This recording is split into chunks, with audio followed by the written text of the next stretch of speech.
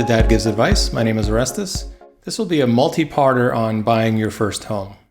Once you've gotten established with a good job, good credit, and enough savings for a down payment, you may decide it's time to go search for your first home. This may be a starter condo or apartment or townhouse or even a single family home.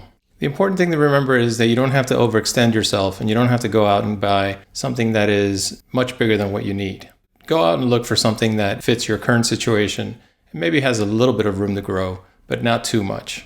So why am I talking about buying a home rather than renting? Well, typically when you first start out, you may start out renting an apartment or a home, but you'll probably want to eventually go towards buying a home because renting is simply spending money for a place to live, while buying a home allows you to invest that money into the property that you choose. There's nothing wrong with renting when you're starting out, when you're first starting to build credit and you're first starting to save for the eventuality of buying a home.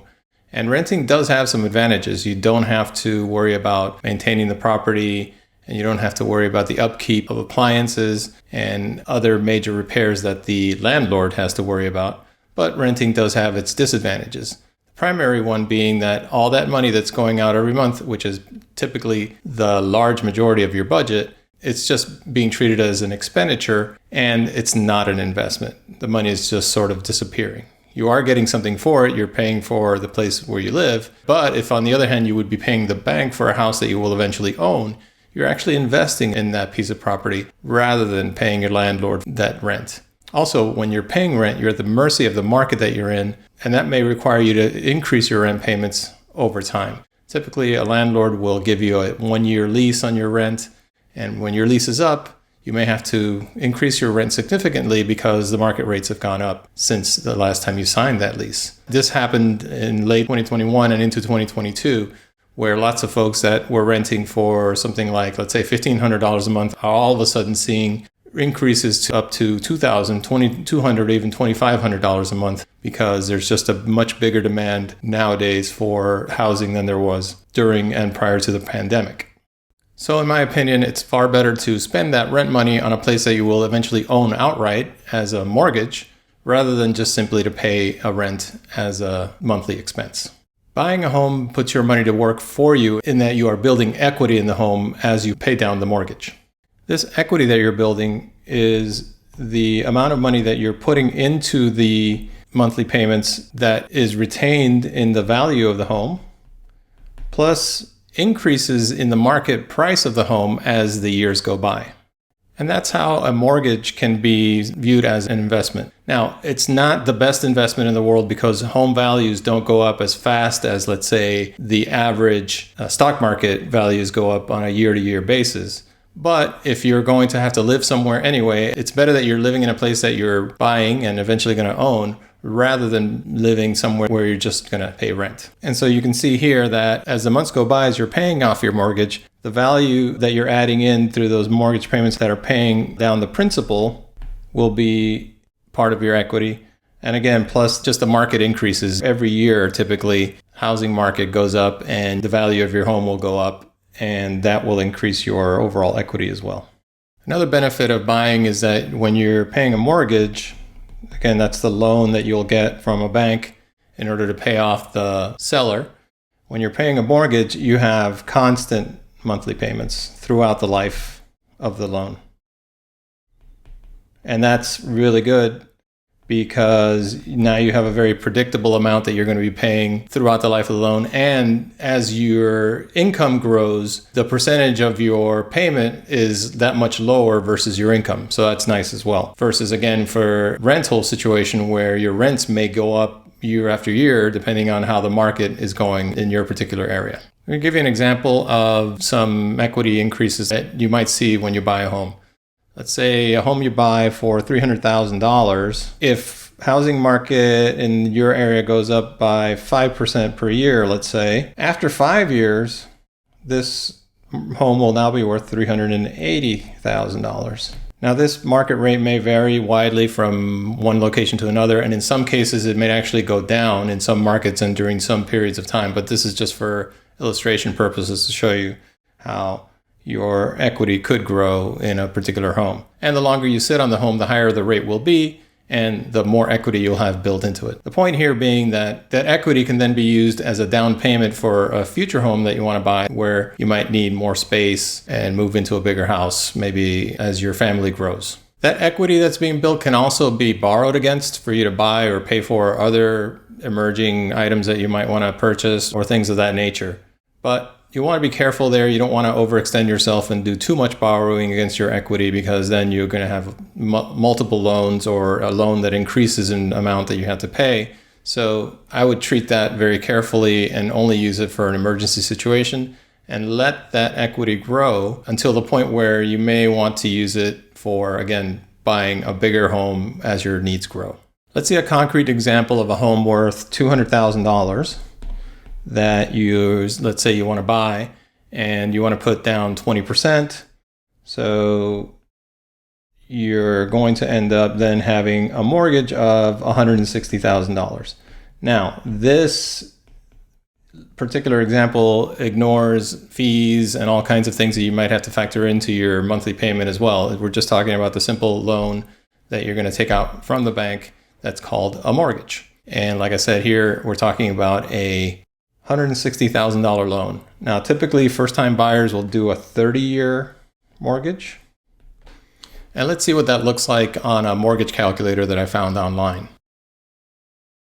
Here I put in the loan amount of $160,000, 30-year mortgage loan term, interest rate of 4.5%. These are varying significantly these days, so your rate will vary depending on your credit score and other factors. And I started it at September of 2022. And you see up here, the calculated monthly payment is $811. Now, remember that payment does not include your interest or taxes or any other fees and costs that you might incur on a monthly basis just for having a home. It is simply to pay off the loan that you get from the bank. If we look further down here, you'll see a summary of how those payments are distributed. Now, when you're paying this off over the span of 30 years, you're actually going to be paying almost $132,000 in interest, and the total cost of the loan is going to be almost $300,000. And you see there the payoff date of September 2052. The way these loans are calculated and work out is shown in this graph here. Now, green is the interest that you're paying, and blue, light blue, is the amount of principal that you're paying with each payment every month. And as you can see, through most of the loan, the interest is the higher amount that you're paying. So you're paying off mostly interest earlier on, especially in these early years. And later years is where more principal gets paid off. And these two don't cross each other until very late in the game out here on the drafts. And then after this is when you pay more principal and less interest. Regardless of that, the monthly payment, which is the nice feature of these types of loan, stays the same. Now, this is a 30-year. If you were to change this to 15-year, let's do that up here, you would see that we should have now, of course, the monthly payment goes up, but the end period comes down by 15 years, of course, and you end up paying much less in interest because you're paying over the span of 15 years rather than 30 years. So some folks decide that if they can afford a higher monthly payment, you might want to pay quite significantly less in interest and less than the total amount and do it in this way. There's another option to pay off loans early, of course, and that is, let's say if you stick with 30 years and stick with this schedule, but every month, rather than sending in $811, let's say you send in $1,000, so you're paying almost $200 more above and beyond what the minimum payment would be.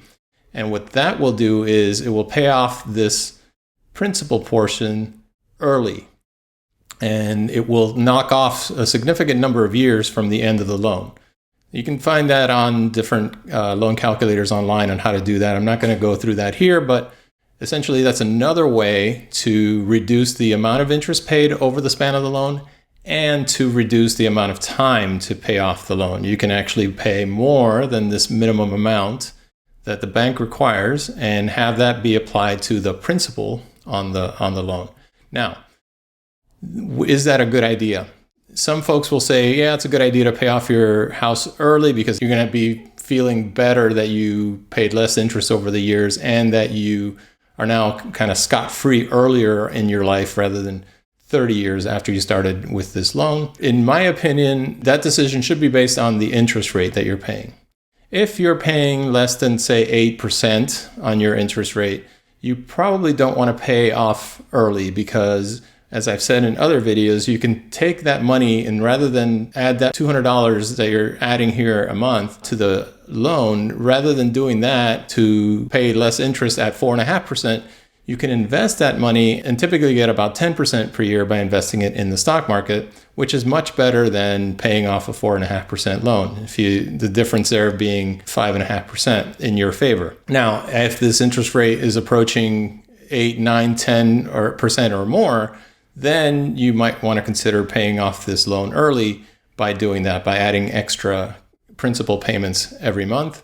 And you will also want to consider refinancing if interest rates come down. So let's say you're in a year where you bought a house and you got it at a 12% interest rate, which we're not there now, but who knows, maybe we'll get there someday. If that happens, then you'll want to make sure you keep looking around for interest rates that are better than that. And if interest rates do fall, let's say to 7, 6, 5% a few years after you bought your home, then you'll want to do a refinance so you can take advantage of that new lower rate. Now let's look at a quick equity buildup example. So for this particular home that we started off that was worth $200,000, let's say you're in a market where prices grow at 5% per year. And that means that after 7 years, the home will now be worth $280,000. Around that, a little bit more than that. According to the amortization graph, after that 7 years, you're still going to owe around $140,000. And so that means that your equity is going to be around $140,000. That's 280 minus 140. So that just means that you've got $140,000 that you've got in this home that is yours should you decide to sell it. If you were to sell it on that at that price of 280, not counting fees that are associated with selling the home, you're going to end up being able to pocket $140,000, or you can use that $140,000 as a down payment on a new, slightly bigger home, especially if you add to that down payment with more cash. And that's how equity buildup works. And of course, the longer that this amount of time goes by, the higher the amount of equity will be in your home. So once you do decide to go ahead and buy that first home, you're going to want to decide whether you want to go for a condo, a single family home, or a townhouse. So condo, we'll put townhouse in the middle here, and a single family home. And there's advantages and disadvantages to these. The townhouse can be a nice middle step in between the two before going all out for the single family home. A condo would be a nice starter option if you want to have less things to worry about as far as maintenance. However, with a condo, you're going to have a relatively higher amount of cost as far as your monthly association fee. You will join typically an association with a condo. And so the association fee here is going to be in order to pay for common amenities like the pool, the hot tub, the gym, basketball courts, whatever there might be in the particular building that you're going into that is all common equipment and common areas that need to be maintained as a group by the association. And so there will be a monthly fee for that. In some cases, that monthly fee may be less than all of the costs associated with a single family home, because in a single family home, you're responsible for all costs. So if you have a pool, if you have a lawn, whatever it is that you have, you need to pay for all of that out of pocket.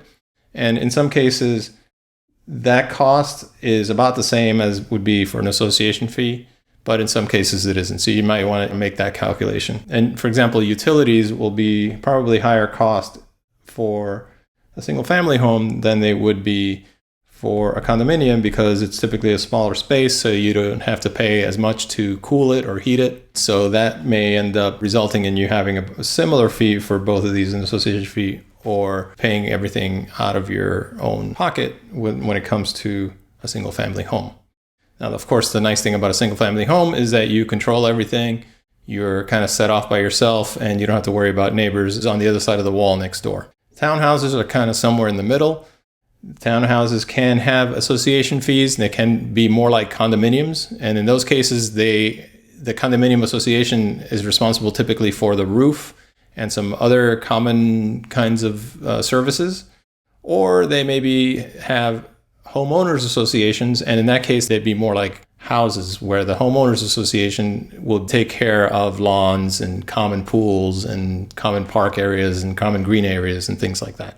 And by the way, HOAs can also be applicable to single-family homes, homeowners associations. Homeowners associations can be a very good thing because they tend to keep everyone at a minimum level of upkeep and cleanliness and neatness about their home. And you're going to like that because you're going to be in a nicely kept neighborhood where everyone takes care of their lawn, and you don't see their garbage cans, and you don't see old beat-up cars on their lawns. So that's a good thing about homeowners associations. The bad thing about homeowners associations is that you may end up with little fines here and there for little tiny things that might be annoying to see, but the whole point is that they want to make sure that the neighborhood is nice and kept up and nice and clean. As long as you follow the rules, you won't see these letters in the mail that have a picture of your violation and gives you a warning about when to fix it by. If you live in a single-family home that is outside of an HOA, that's not covered by an HOA, you might feel great. You don't have to pay an extra fee every month for the HOA, and they're not bothering you because you took an extra day to bring in your trash can. But you might have to deal with the guy down the street who has an old car on his front lawn covered in a tattered car cover that's held down by concrete blocks. That actually did happen to me once in a neighborhood where there was no community association. So that's the pluses and minuses of that. And as I said, the HOA is another monthly fee. So your lowest cost will be a single-family home in a neighborhood without a homeowners association, but that may end up being a messy neighborhood with messy neighbors that are doing things that you don't approve of and can't do much about. And a little higher cost will be the HOA. And if you're in a condo or a townhome that is also a condo association, there might be a higher fee, but you're getting more for that. And in some cases, you're even getting a cable TV as part of your association fee as well.